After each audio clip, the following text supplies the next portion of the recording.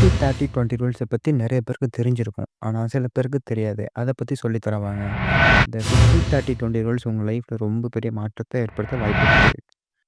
இன்றைய காலத்துல நிதி நிர்வாகம் ரொம்ப முக்கியமா தேவைப்படுது.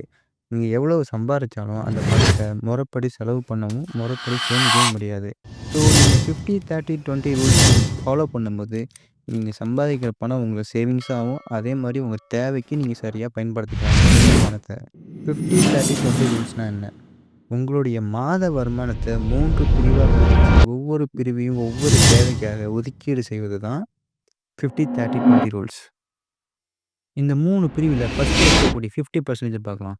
உங்களுடைய வருமானத்துல 50% உங்களுடைய அடிப்படை தேவைக்காக தனியா எடுத்து வச்சுறது தான்.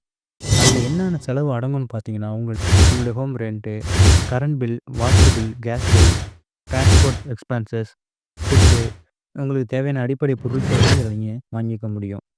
அடுத்தது இந்த வருமானத்துல 30% எதுக்கு எடுத்து வைக்கணும்னா, உங்களுடைய விருப்பத்துக்காக எடுத்து வச்சு பயன்படுத்துறது. லைக் நீங்க ஃப்ரெண்ட்ஸோட இல்ல ஃபேமிலியோட ஹோட்டல் போறது, இல்ல டிராவல் பண்றது, இல்ல சினிமாவுக்கு போறதோ, உங்களுடைய இந்த 30%லேருந்து எடுத்து பயன்படுத்திக்கலாம். அடுத்து 20%. இந்த 20% தான் உங்க லைஃப்க்கு ஒரு சேவிங்ஸா அமையப்போகுது.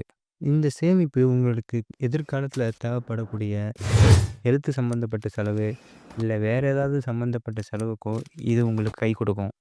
நீங்க கடன் வாங்கியிருக்கீங்கன்னா, அந்த கடன அடைக்கவும் பயன்படும். உங்க பேங்க் லோனு, இஎம்ஐ இதெல்லாம் செட்டில்மெண்ட் பண்றது.